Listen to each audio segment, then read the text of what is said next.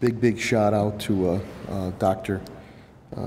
Kerouac, the President and CEO of Bay State Health Systems, and Dr. Robert Roos, the Chief Medical Officer for Mercy Trinity Care. We really appreciate their time. I know they're on tight schedules today. I'll give my brief update, and then I'm going to turn it over to Dr. Kerouac and Dr. Roos. And as we've done past month or so, subsequently right after that, the media, please ask the questions to Dr. Kerouac and Dr. Roos. I appreciate Patrick Leonardo being here, the Director of Operations from AMR. They've been a great partner, and we continue to move forward with the city. Commissioner Helen Carlton Harris offers to me our weekend numbers. Friday was 12. We've had a couple double digits, small double digits the last couple Fridays, but then we went back to 7 on Saturday and 2 on Sunday. So a good trend. I think Helen will speak. The trend is almost going to well over 2 weeks now in single digits, which is very good. So total cases since we started this attack on conquering COVID-19 coronavirus is 2,767. Deaths, and again from myself and my administration to each and every one of the affected families, our thoughts and prayers and condolences for the loss of a loved one. They've held steady. I think Helen might have some updates later on in the week, but 124.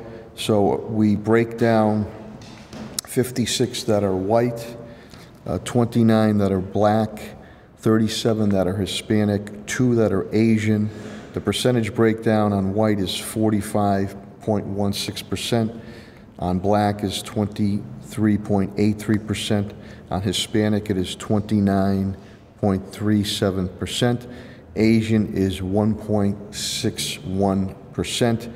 On the deaths, again, 56 are from long-term residential facilities, long-term facilities. 68 are residential. 68 are residential.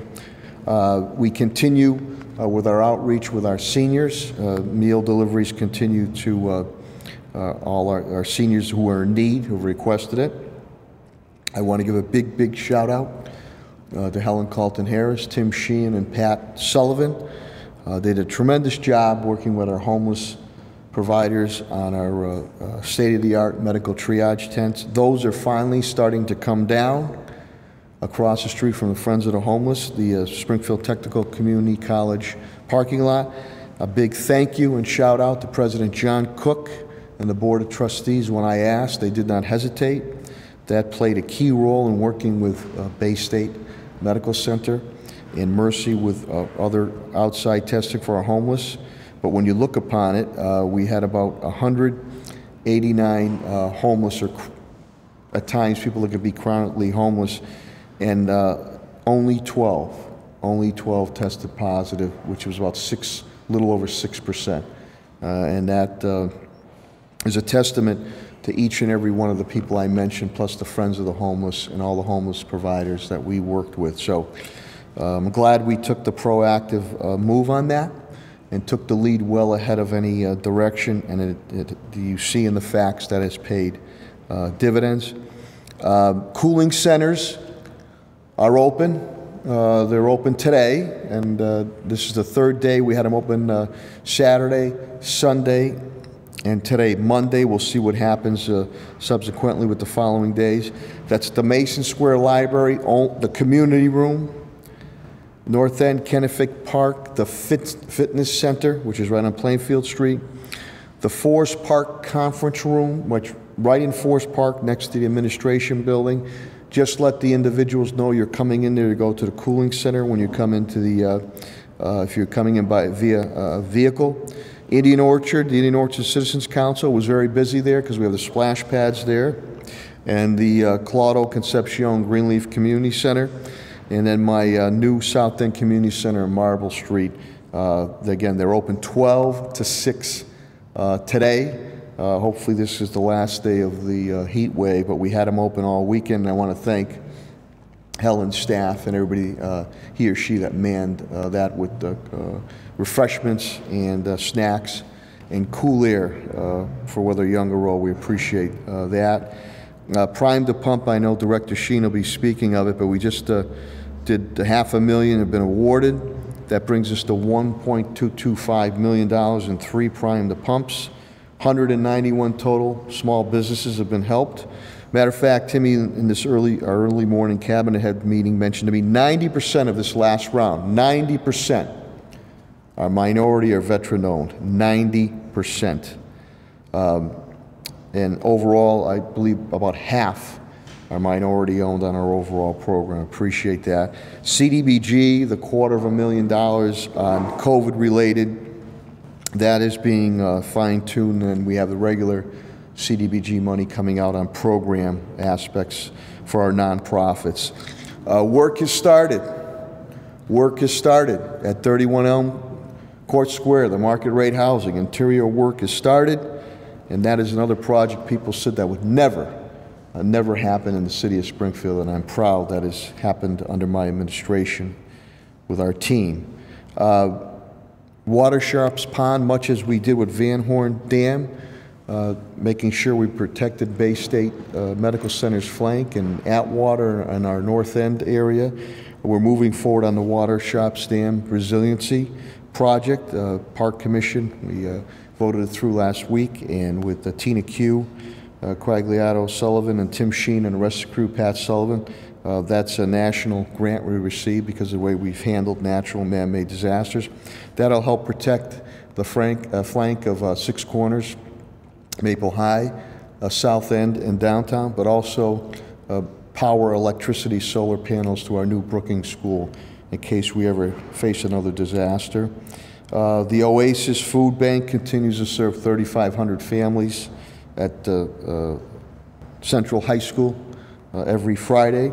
I was glad to be able to work with the City Council on the Black Lives Matter initiative, which City Councilor Tracy Whitfield has really carried the water on, and Council President Hurst had sent an email looking for funding assistance, and I contacted Paul Mina, the Executive Director of the United Way, and without hesitation, he set up a fund there. I made my donation the other day as we look forward to that. And then quickly with the cabinet heads, Commissioner Clapper, who'll be speaking, indicates 0 down on COVID. That's fantastic. And knock on wood, we did not have a bad weekend. Keep that going. Fire Commissioner B.J. Calvi indicates 0 down on COVID, which is fantastic. They had a tough fire, especially in this weather. Plainfield Street 2 alarm. 2 of our firefighters are hurt.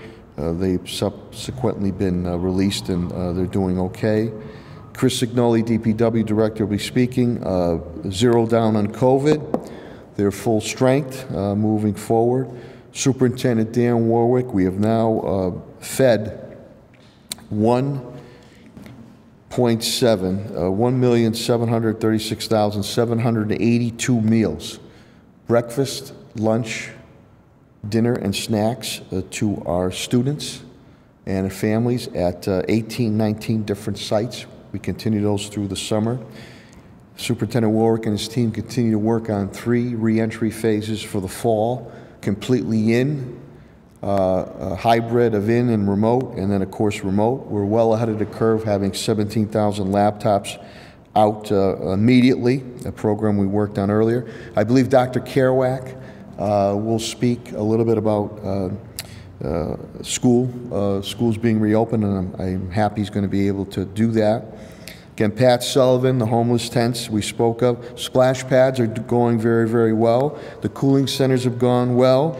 We are looking into this new technique of air filtration and ductwork to attack and kill this COVID-19 coronavirus in our public facilities.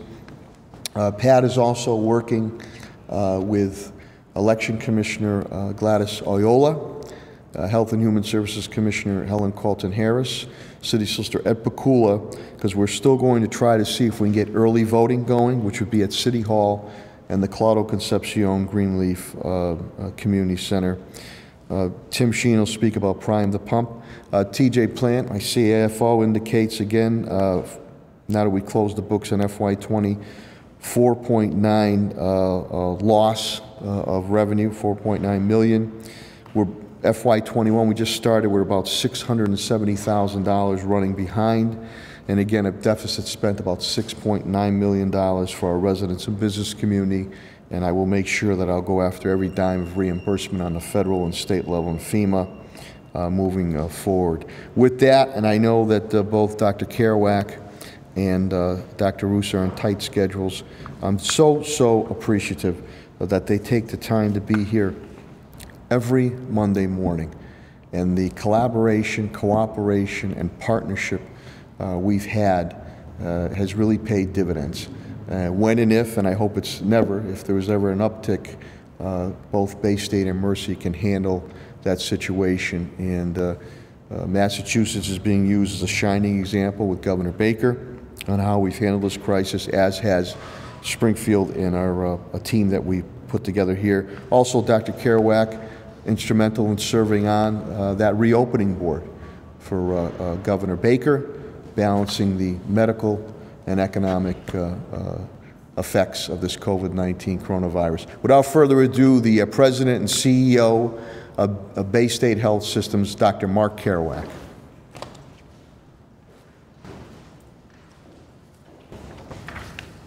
Well, thank you, Mr. Mayor. Good morning, everybody. Very much appreciate your leadership in holding these conferences and the partnership with Commissioner Carlton Harris and the rest of your senior team. Also appreciate your leadership in getting those cooling centers open. That high heat can really be deadly for folks with chronic heart or lung disease, so I'm glad you were able to do that in a way that was safe. The news from Bay State is not that much different from last week. We have 13 patients in all in the system, all of them at Bay State Medical Center, only 2 in critical care. The good news, of course, is that things aren't getting any worse, but the bad news is that we've been kind of stuck for the last 3 or 4 weeks in the mid-teens. And it suggests that either cases are coming in from outside the state, or perhaps we are losing heart or losing focus on the physical distancing, mask wearing, et cetera. In any event, we've been kind of treading water, holding the same, when I really would be hoping that we would see us driving down that numbers down into the single digits even. All of the cases are on a single unit, and the rest of the hospital has gotten busy with all of that other traditional care that we've been doing, and we're doing it according to guidelines to keep patients and visitors safe. We've had an abrupt increase in the number of tests that we're doing each day since the last time I spoke to you. We're up to close to 1,000 tests being performed each day. This is largely as a result of people being tested for admission to the hospital, as well as mass testing in congregate living situations like skilled nursing facilities, senior housing, public housing, et cetera. And I expect this only to increase as schools and businesses reopen. Overall positivity rate has remained low, a little over 1%, and it's less than 0.1% for the people being admitted for something non-COVID to the hospital. The testing is the same as before. It's available with a doctor's referral, 3 sites in Springfield, sites in Westfield, Greenfield, and Ware, and the numbers on our website. I continue to hope to broaden testing to true walk-in without a doctor's referral, but I'm very worried about the demand for testing supplies that are being drawn from elsewhere in the country, and our supply chain remains shaky there. We continue to work very hard to make sure we have enough material to do the testing we need to do. Massachusetts stands out as a shining star. Unfortunately, the rest of the country is still struggling. We continue to set new records, now over 70,000 cases per day in the United States, and deaths are also climbing. The big issue that's confronting many communities across the country, as the mayor mentioned, is the decisions regarding school, that balancing act between addressing the legitimate needs of children to be in social situations to learn well versus keeping them safe. There was just a study published this last week from Korea that showed that younger kids, those less than 10, get the virus less frequently, but they still can transmit. Kids over 10 seem to behave much more like adults. The issues were actually well reviewed yesterday in the Springfield Republican by Dr. John O'Reilly, who's our chief of the Division of General Pediatrics and works at the High Street Pediatric Clinic here in Springfield. In terms of what Springfield's going to do, I don't envy Super Warwick his job at, threading the needle and doing this balancing act. There have been guidelines as part of the Reopening Advisory Board put out by the Department of Elementary and Secondary Education. But Superintendent Warwick does have some good options. First and foremost, he had the foresight to disseminate technology even before the COVID crisis, and so distance learning was more possible for kids in Springfield than many other large cities. We also are blessed with low virus infection rates here in the city, so he's got a lot of options, and I look forward to seeing his plans. We've had good news on the vaccine front as well, so just for those of you worried that we might be doing this forever, the chances are probably not. There are a number of different vaccine candidates, over 150, and about 10 of them have begun entering into human trials. The one that got a fair amount of press about a week ago was Moderna, where 45 patients in a phase 1 trial were actually making antibodies. Phase 1 trials are trials in which you test different dosages to see how high a dose you can get without getting bad side effects. You then typically go to phase 2 to see if you're actually getting an effect at a dose that's tolerated. That usually involves several hundred people. And then phase 3, you typically move to thousands and thousands of people so you can find that rare bird side effect, because the vaccine has got to be not only effective but safe. The good news on the Moderna trial is that even in phase 1, on that dose range trial, they were able to show that the people who got the vaccine formed an antibody that blocked the virus from infecting cells, which is a big deal. It means it's likely to be effective. But it's still early. A lot of things could happen. It could be that there would be side effects of this virus, but in any event, there's a lot going on here, and many people are optimistic that early next year we actually will be able to start vaccinating people. Also on the good news front, Springfield historically has got a very good track record of vaccine acceptance. The vaccine rates for entering school children in Springfield is quite good. And there seems to be relatively little of that anti-vax movement going on here in the city, and that is a source of optimism. Another related issue, we are lobbying very hard at the State House for the ability to continue telehealth or telemedicine visits. Back when we were really shut down for elective cases, up to 60% of the care going on in the ambulatory arena was either via a video platform or over the phone. Even now that things are reopened, that's down to about 30%. Roughly 1,500 visits per week are done remotely or virtually in our 90 practices. And we would like to see that continue because we think it's good for patient adherence. Patients seem to like it a lot, and our doctors, as a result of having to learn it, have accepted it quite much more quickly, I guess, than they otherwise would have. Outside of Massachusetts, unfortunately, state and federal leaders are continuing to give mixed messages and flat-out wrong messages, and that is really causing us to lose the battle as a country.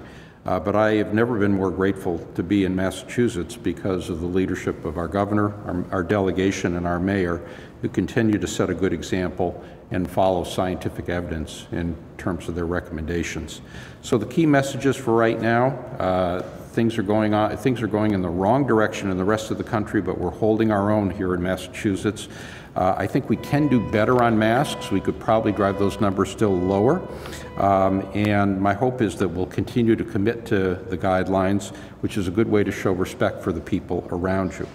And it's even more important as we ease back into doing more and more things that we used to like to do, that we continue to follow the discipline around masking, distancing, hand washing, and disinfection.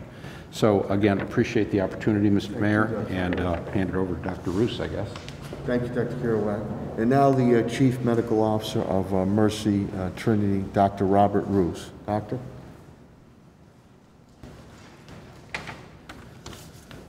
Thank you, Mayor, and to all your commissioners for your continued leadership. Thank you also to our legislative delegation here in Massachusetts as you continue to advocate and pass legislation for assisting and ensuring that we stay focused on the public health ramifications of this crisis and offsetting the significant financial challenges that have been presented by it for both hospitals and healthcare systems as well as other businesses. This past week at Mercy, we have also seen a very similar story to the past 2 weeks, one with relatively few COVID infections amongst our hospitalized patients and a low percentage of positive tests.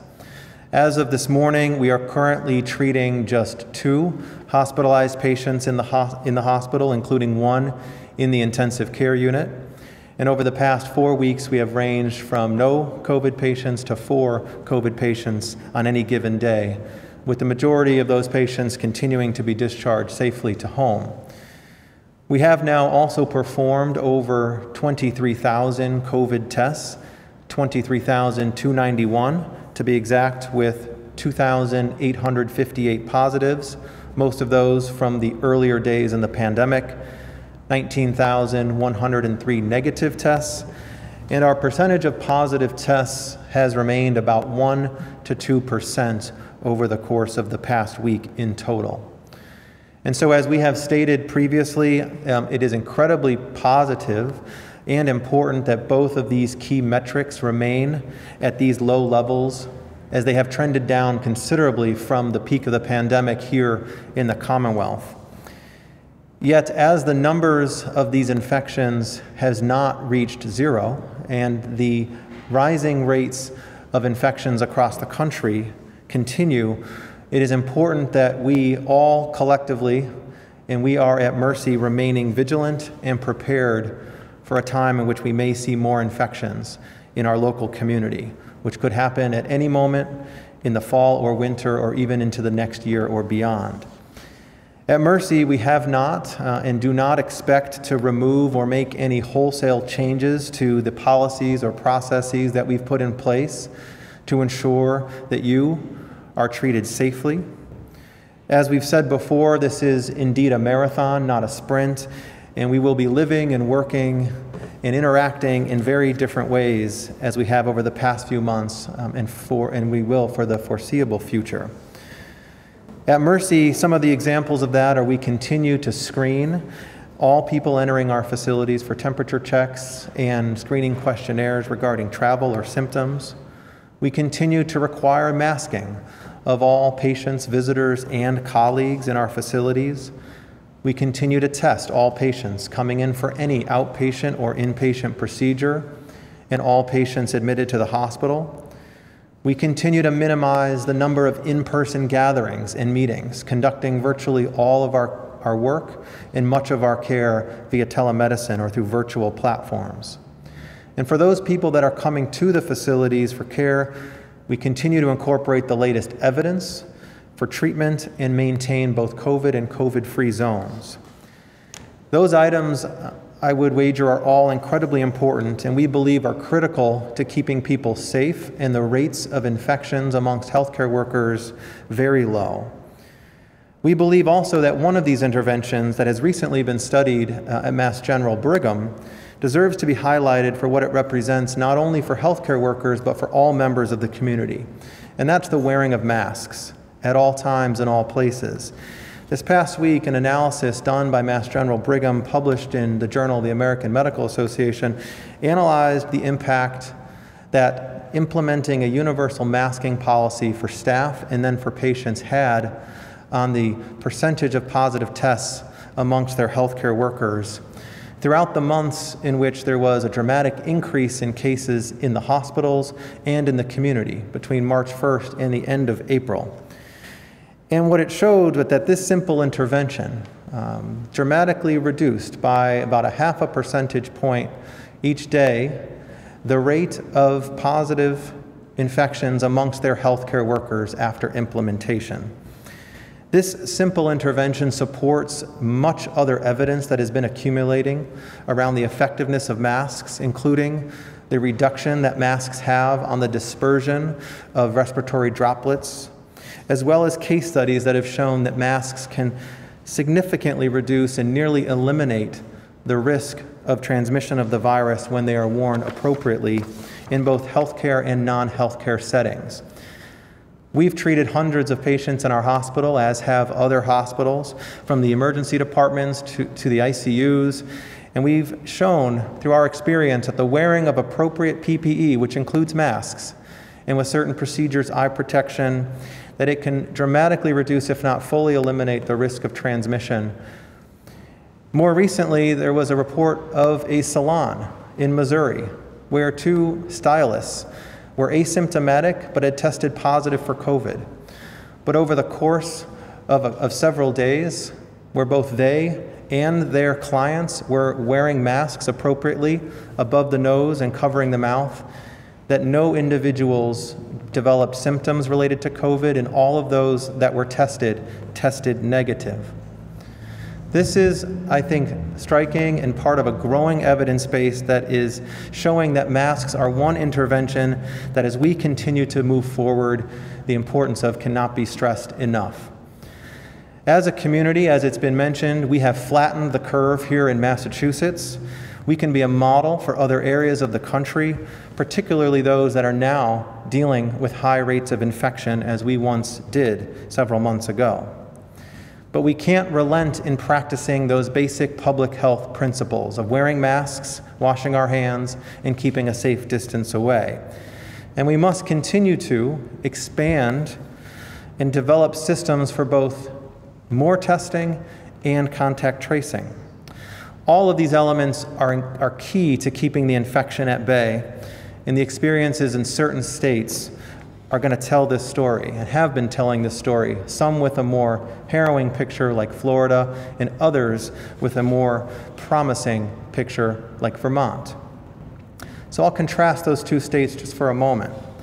If we look at Florida, for example, early in the pandemic, Florida had few hospitalized patients and had a relatively low percent positive test rate, and was one of the first, as we know now, to encourage vacationers and visitors to travel to beaches, keeping much of their community open and without strict public health rules or guidelines. Now, we know that more than 10,000 people are testing positive in Florida each day. They've had days of more than 15,000.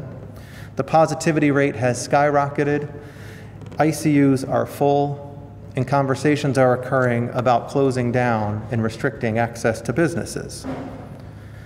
Whereas in Vermont, a much smaller state that has had relatively low rates of infection all throughout the pandemic, continues to be an example of the effectiveness of ongoing public health diligence, where the community has continued to adhere to the stay-at-home guidelines and mask recommendations at relatively high rates, where the state has kept a 14-day quarantine for travelers to certain states and guided some of their restrictions based on prevalence rates by county.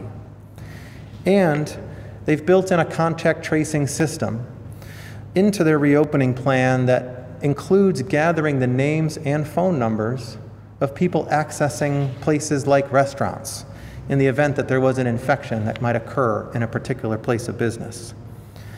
And over the weekend, Vermont was actually the first state to record 0 COVID deaths for 30 days in a row, and has reported less than 75 throughout the entire pandemic. To me, there's clear differences between those locations, and there's differences between them and Massachusetts. But some of the primary messages are clear. And as Massachusetts is a state with a larger population and a more dense population than Vermont, but with large numbers of students and with businesses that we want to remain open and vibrant, it tells me that we must remain cautious, be vigilant, and stay prepared. COVID has not been eradicated, even if our rates are relatively low, and they've remained fairly constant over the past 2 weeks. So we must not let down our guards prematurely. As hospitals, we are here for you, and we will provide safe care for you. We continue to guide our care to ensure your safety so that we can provide ER visits, elective surgeries, screening studies, diagnostic studies, and routine office visits, many of them from the comfort of your own home. I want to continue to urge you and thank you for taking care of yourself and others.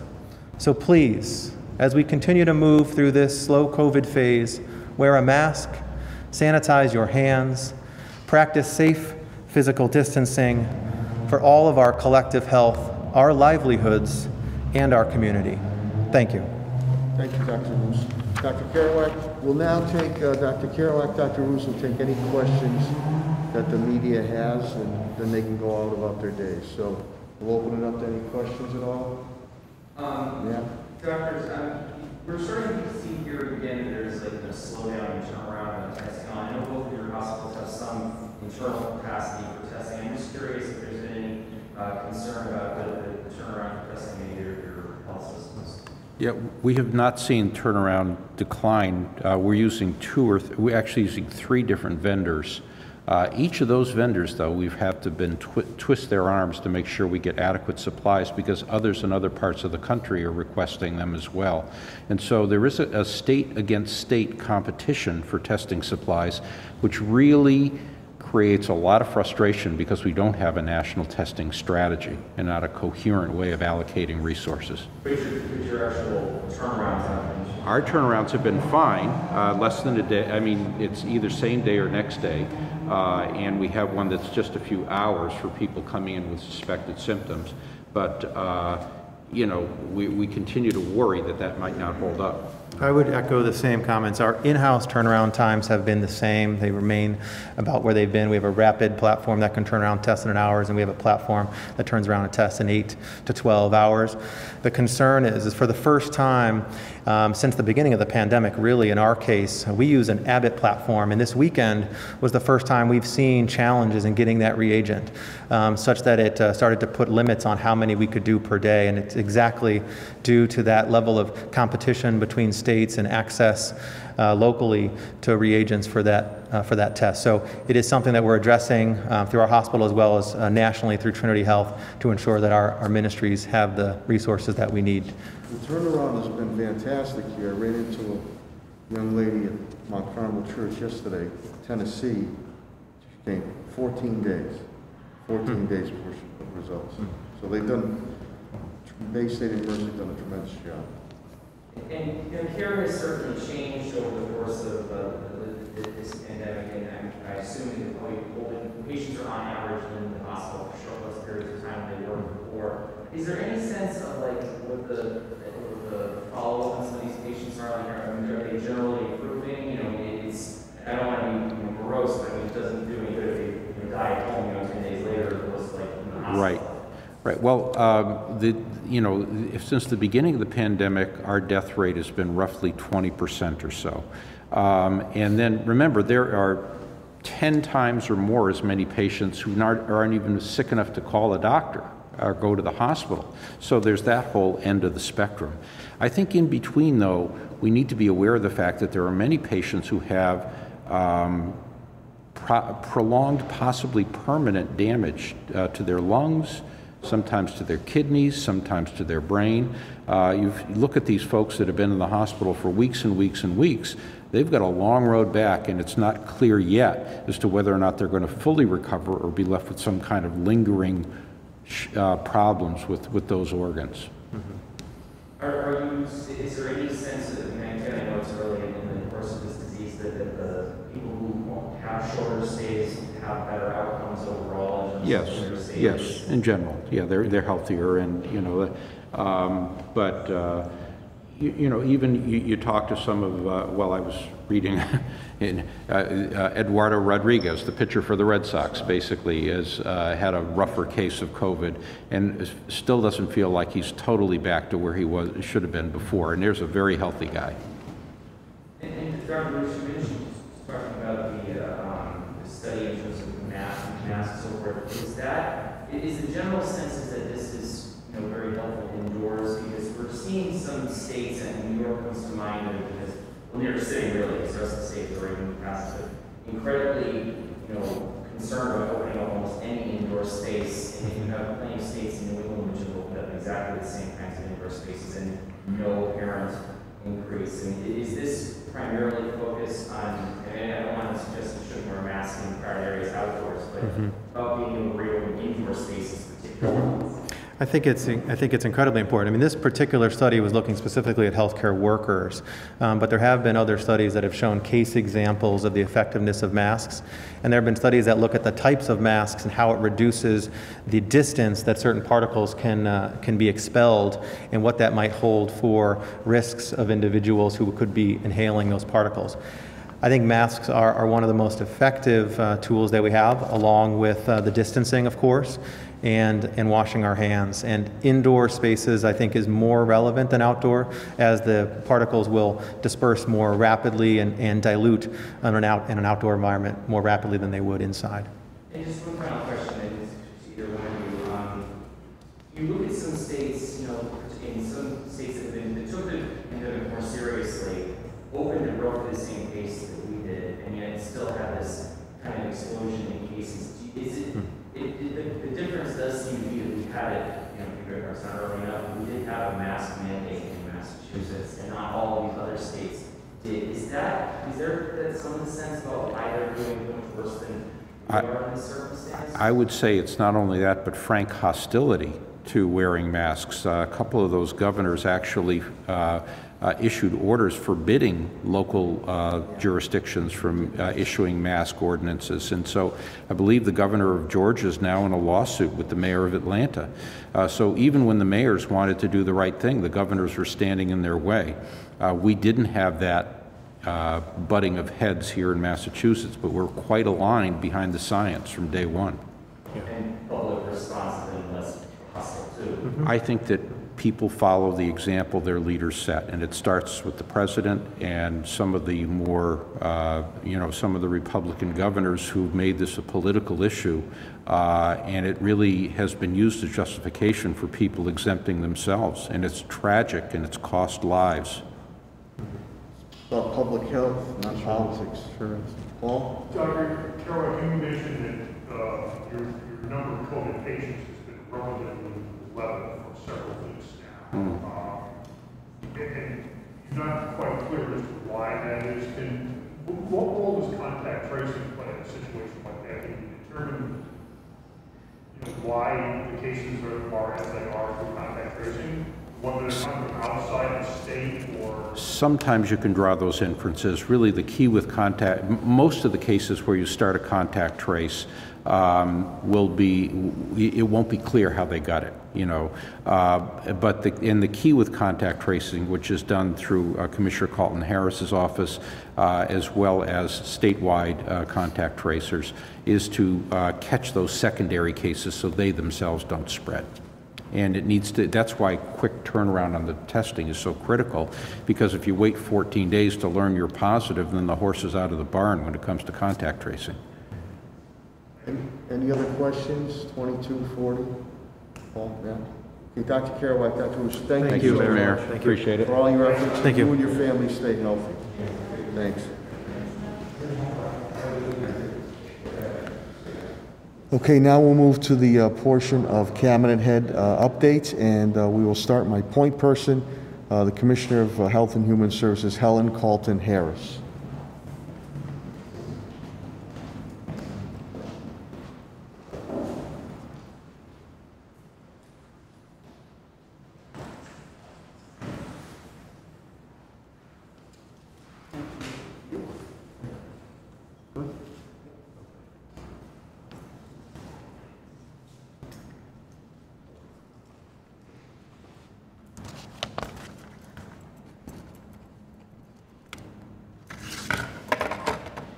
Good morning. Good morning. Thank you, Mayor, again for your leadership and for your support. I'm just going to repeat a few of the numbers that the Mayor has already given us. The confirmed cases in the Commonwealth of Massachusetts is 106,882.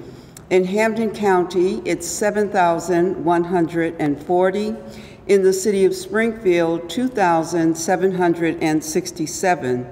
What I think is important for us to remember is that that 207,667 is the confirmed cases. You will see on the website for the state there are probable cases. Probable cases are 6,652, and of those, 218 resulted in deaths. Now remember that probable cases are a positive serology or antibodies, and in addition, symptoms, not necessarily those that have had a positive test. And so those are the probable case numbers that we do not reflect at this time on our website. Imported cases. Imported cases are cases that come from other cities and towns and potentially hotspots. We know where the hotspots are. Florida, Arizona, Georgia, California are some of them. And we are seeing those numbers go up daily.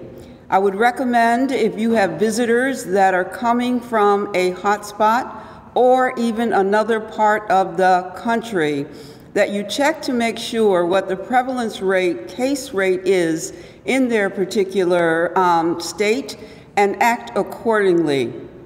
We are asking individuals who come from out of town to quarantine for 14 days. We know that that may not be possible, but we think it's important that individuals understand that this is the way in which we can help each other stay healthy. Triple E, we've talked about mosquito-borne diseases. Again, I want to remind our residents from dusk to dawn to keep your arms and legs covered and do wear mosquito repellent. We are, for the winter, going to set up a relationship with AMR to do flu vaccines to individuals who are homebound.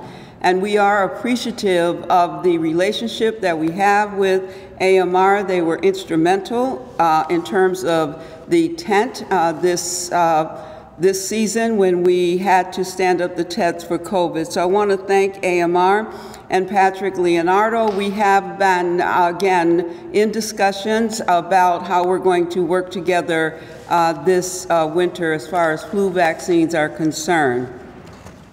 I want to spend a minute talking about face coverings.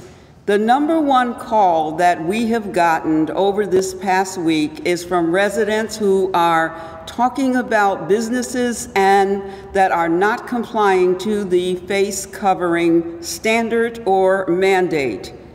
The public health job is to protect the public as a whole. Where hospitals deal with individual care, public health's job is to look at the population as a whole and support decisions based on the science. Face coverings, masks have become quite political across the nation.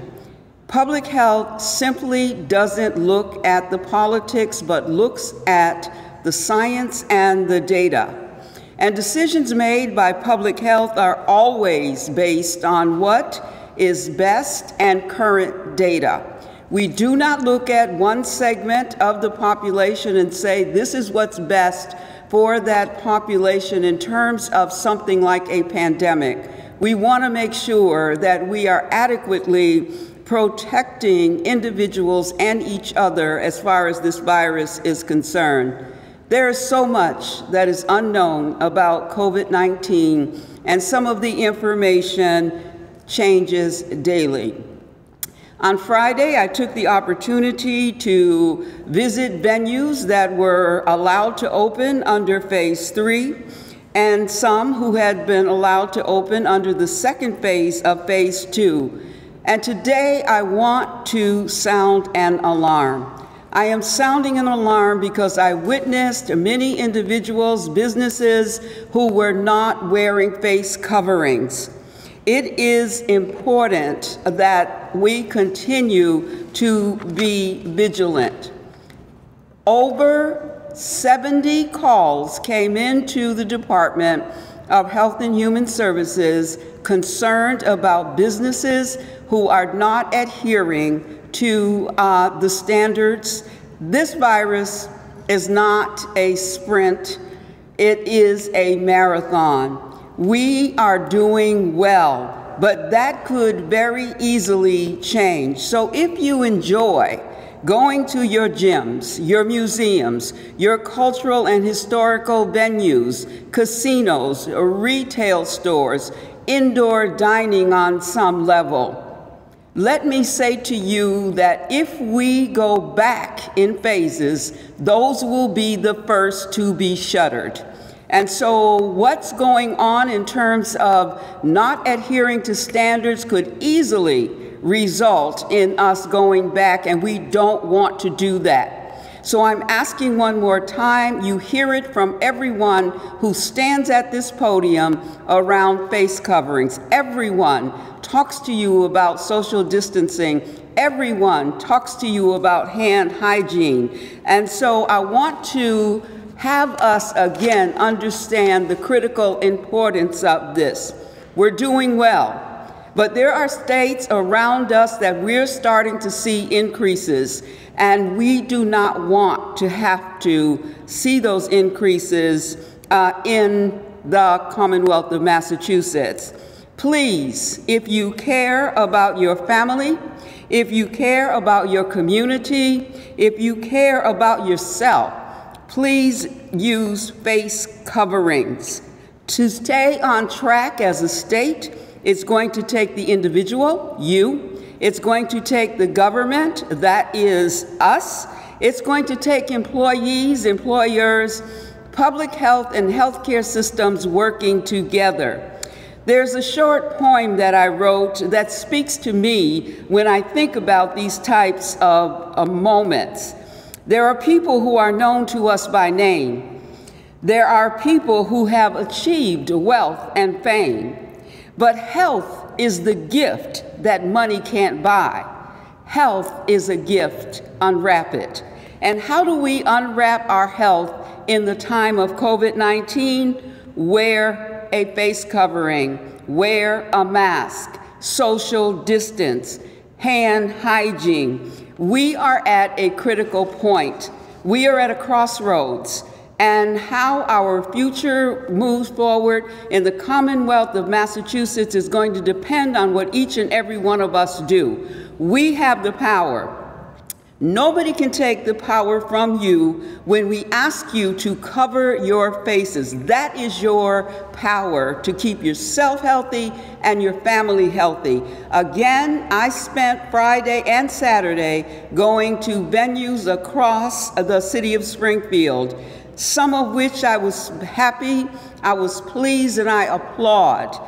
Others act as if this virus is still not prevalent and still not something we should be concerned about. And I'm going to once again tell you that it's critical that we save lives. We have lost in the city of Springfield to date 124 individuals.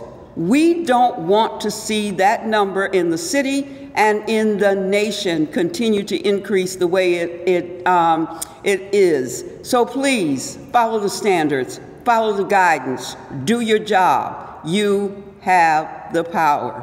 Thank you. Thank you, Helen, very much. Thank you, Commissioner Colton. And please heed her advice. We'll now go to the public safety component of this press conference, and I will bring up the Police Commissioner of the City of Springfield, Cheryl Clapper.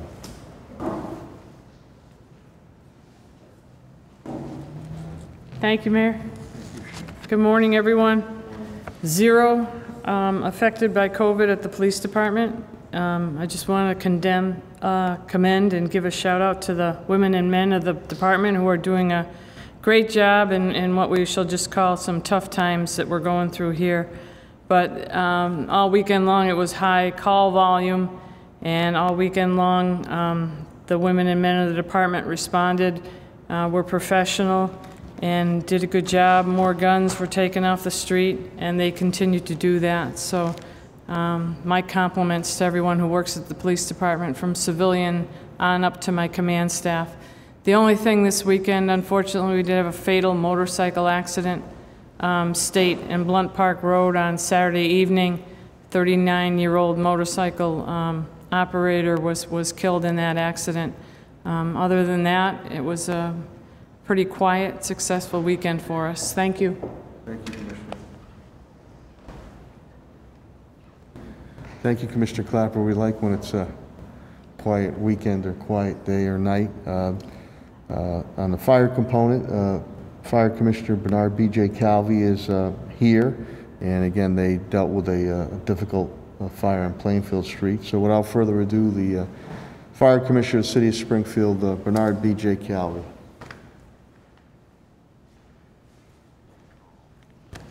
Good morning, everybody. Thank you, Mayor.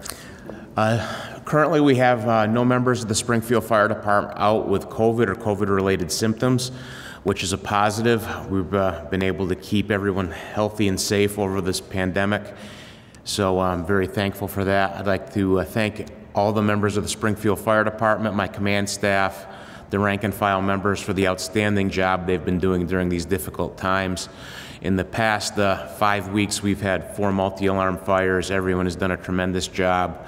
We've been able to have minimal injuries at those fires. We had a 2-alarm fire on Saturday night on Plainfield Street. We had 2 firefighters with minor injuries. Thankfully, they were treated and released from the hospital, so everyone is doing well there. Just everyone needs, please be careful with this high heat. Heat stroke is a true medical emergency. So if you stop sweating and become nauseous, those are true medical emergencies. Please call 911 if that happens. Also, in these high heat conditions, please be careful with extension cords, running fans, air conditioning, refrigerators on extension cords if you're trying to move them outside thinking you're going to keep things cool. That can place an undue load on the extension cord and cause a fire, so everybody please be careful. Thank you very much. Thank you, Commissioner Calvi. Thank you, Commissioner Calvi. Now we'll go to a street component, DPW Director Chris Signoli, and again, services continue to move forward. So without further ado, the Director of Public Works, Chris Signoli.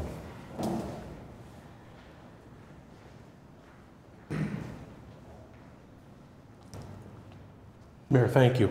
With regard to the DPW, we are operating at full personnel with regard to COVID. We are running behind a little bit on yard waste as we run through the summer due to being short some personnel with regard to vacations, etc., but everything is getting picked up during that week. We are seeing a big uptick in our construction activities in the city, Bay and Berkshire, 6 Corners, Central Street, and we have started as of last week our paving program for this year, milling of Kent Road, Cooley Street, and starting on some other residential streets. So during the next few weeks, there will be a significant uptick in roadway projects throughout the city, as well as work that's being done by Columbia Gas and Springfield Water Sewer Commission that we coordinate with them on. And that is it with regard to the DPW. Thank you, Mayor. Thank you. Thank you, Director Signoli. And now on the economic development front, and Director Tim Sheen and team have done a great job. And so I always say Springfield's in the business of doing business. And without further ado, the Chief Development Officer of the City of Springfield, Tim Sheen.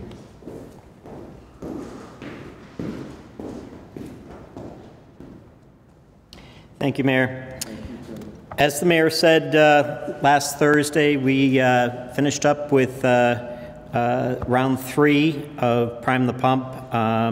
We had over $5.3 million in funding requests, and ultimately we had 84 awards totaling $551,500. The total requested, was $1,172,000, and there were approximately 132 applications. A point of note on this, 90% of the awards that were made in this round, the owners of those businesses had minority or veteran status. Round 4 for the nonprofits closed on Friday. We have 38 applications submitted totaling $820,000. We are in the process of scoring those applications, and we should be able to announce those awards by the end of the week. We have approximately $250,000 to award in that round. To date, we have had $5.3 million in funding requests across the rounds, and the program will ultimately award $1.5 million in assistance and retain hundreds of Springfield-based jobs. Thank you, Mayor. Thank you, Tim. Thank you, Director Sheehan. That's on top of the $2 million in working with Congressman Neal, Chairman Neal Ritchie, to help out our residents pay their mortgages, their rents, and utilities. Again, the conduit we've used is through Wayfinders and Peter Gagliardi and the new executive director that has subsequently taken over on that. So on the legal front, Solicitor Pakula, again, status quo, a routine update on that. So with that, I will open it up to questions pertaining to my cabinet heads and or myself. And again, I'm deeply, Eddie, you all set, Eddie? Okay. I'm deeply appreciative of the media, TV media, radio media, print media, getting out this information. It's so extremely important. And as Commissioner Helen Carlton Harris has indicated, and Dr. Kerouac and Dr. Roos, we have to stay ever vigilant. We cannot rest on our laurels. We're doing, knock on wood, we're doing well here in Massachusetts and the city of Springfield, but we can't let our guard down, and we need to follow through on the public health measures so we can start to move toward the second phase of phase 3, and then hopefully a vaccine is developed and we can finally get to a phase 4 and normalcy, not the new normalcy we're under right now. So with that, we'll take any questions of my cabinet heads or myself. Paul? A good question for Timmy? Oh, Helen? Okay.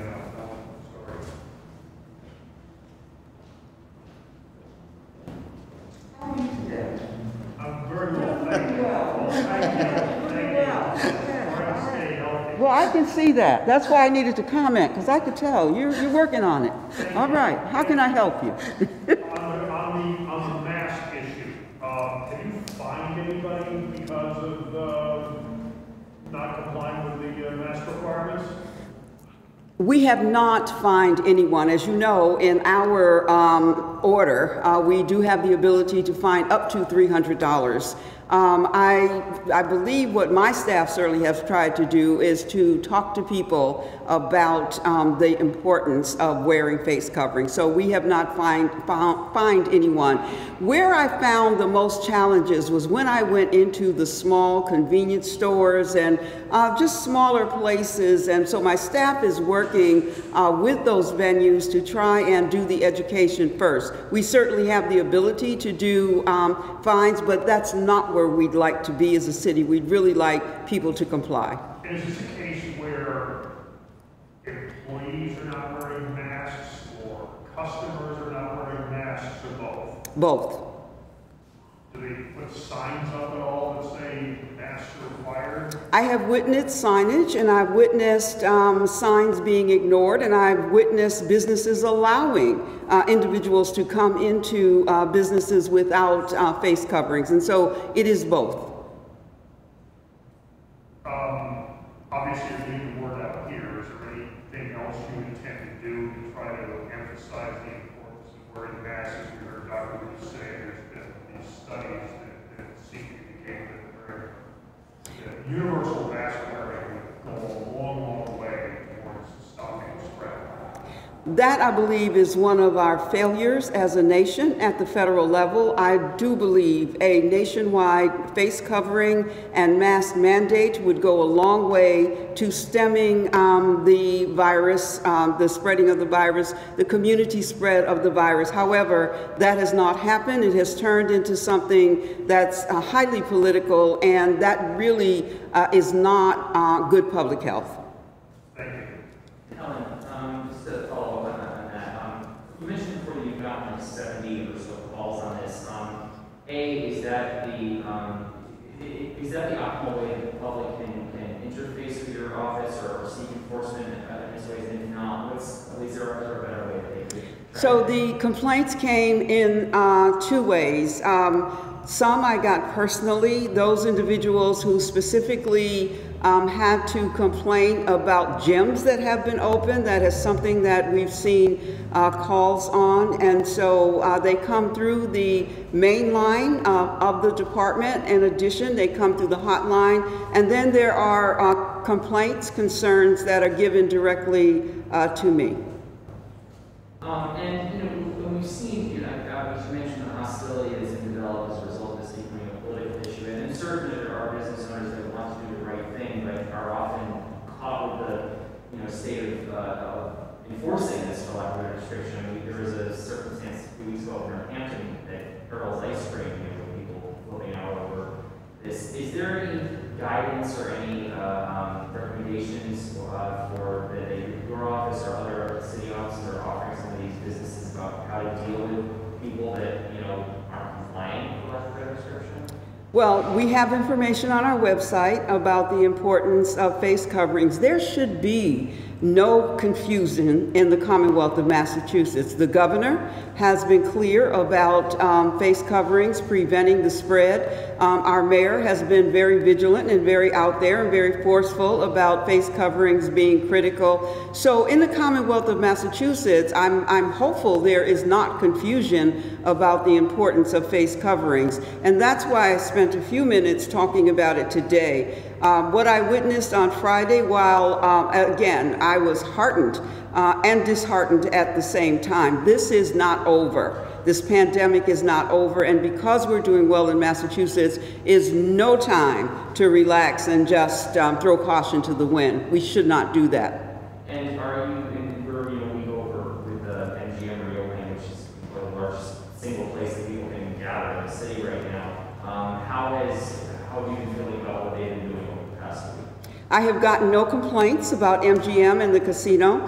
As you're aware, I did go on a tour of MGM and looking at the changes that they made with the administration, with the mayor and team. And so I was very comfortable with the changes that they made, and I felt very good about the fact that they had taken the opportunity to try and keep their guests as safe as possible. But I have not received one complaint about the operations at MGM. Just one quick follow-up question. The 70 calls, you said you got approximately 70. Over what period of time is that? Since we started phase 3, or? Those 70 calls came at the end of phase 2 of phase 2, and then phase 3, which is in its first step right now. So approximately in the last 3 weeks. That would be correct. Thank you. Thank you, Helen. Any other questions or comments? Okay, hearing none. Again, I'm very thankful to the media for getting word out, and so very, very thankful to the residents and the business community of the city of Springfield. You have been very cooperative. You've been very resilient in working together in protection of not only yourselves but others, and I deeply appreciate that, as do my cabinet heads down to rank and file. And speaking of cabinet heads and rank and file, I want to give them a big shout out too, because they've been going day in and day out, and we continue to provide city services, and we are basing our decisions on public health, science, and medical aspects.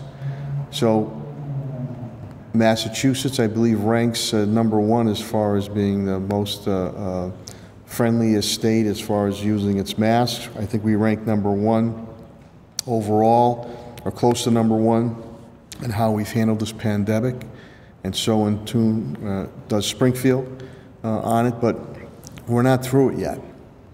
We're in a new normalcy. So as Commissioner Helen Carlton-Harris has indicated, and Dr. Kerouac and Dr. Ruse, you got to wear those masks. Please wear those masks. Not only for protect yourself, but for others that are around you, family members. Wash your hands.